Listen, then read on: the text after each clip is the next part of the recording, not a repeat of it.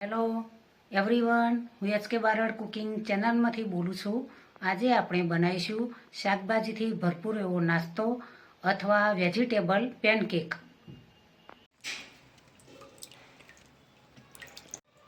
કોબીજ,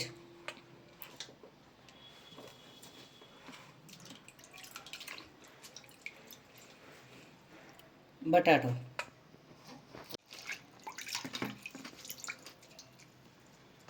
સૂકી ડુંગળી,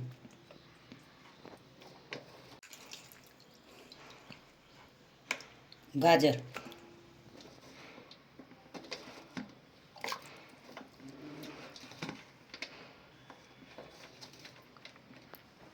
મરચાં, મીઠું પહેલાં એડ કરીશું, મિક્સ કરી દઈશું. શાકભાજીથી ભરપૂર એવો સરસ એવો ટેસ્ટી નાસ્તો બનાવવાનો છે.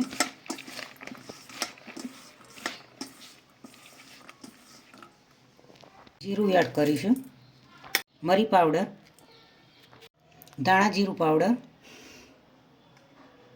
હળદર, 3 ચમચી ચણાનો લોટ, 3 ચમચી ચોખાનો લોટ. ચોખાનો લોટ હોય તો તમે ચોખાનો લોટ એડ કરી શકો, ચોખાનો લોટ ના હોય તો કોર્નફ્લોર એડ કરી શકો. મિક્સ કરી દઈશું.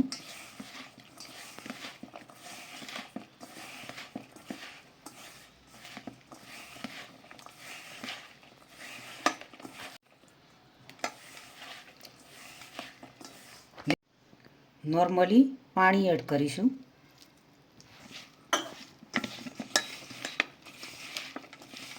પણ થોડું નોર્મલી પાણી એડ કરીશું.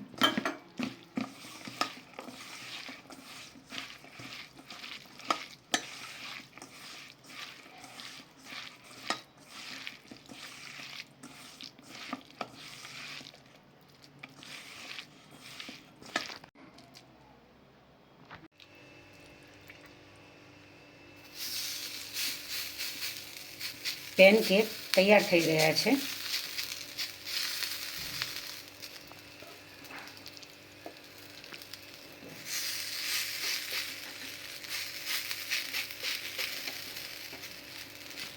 તેલ એડ કરીશું.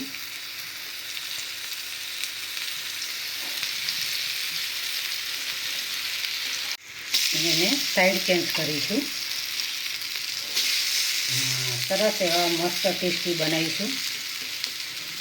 શાકભાજીથી ભરપૂર.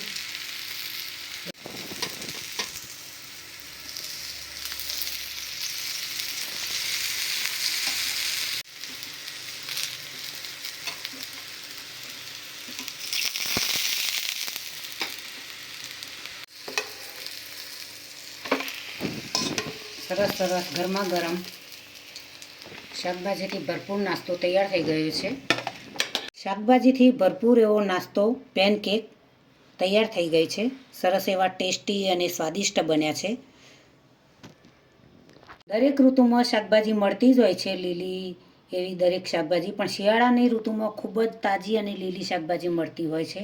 આ રીતે લીલી તાજી શાકભાજીનો નાસ્તો બનાવવાથી તો ખૂબ જ તમને પ્રોટીન, વિટામિન, આયર્ન દરેક શાકભાજીમાંથી મળતા હોય છે અને ખૂબ જ તમારા શરીરને સરસ એવી રાહત આપતા હોય છે, તાકાત પણ આપતા હોય છે અને ખાવાની ખૂબ જ મજા આવતી હોય છે. અને તમે ચટણી સાથે પણ ખાઈ શકો. ચટણી સાથે પણ ખાઈ શકાય. ખૂબ જ ગરમા ગરમ ખાવાની ખૂબ જ મજા આવે. બાળકોને તો આવો નાસ્તો જોઈને ખૂબ જ ખાવાનું મન થાય. હોંશે બાળકો ખાતા હોય છે. ફરી પણ બનાવવાનું કહેતા હોય કે મમ્મી તો ફરી એકવાર આવો શાકભાજીથી ભરપૂર નાસ્તો તું બનાવ.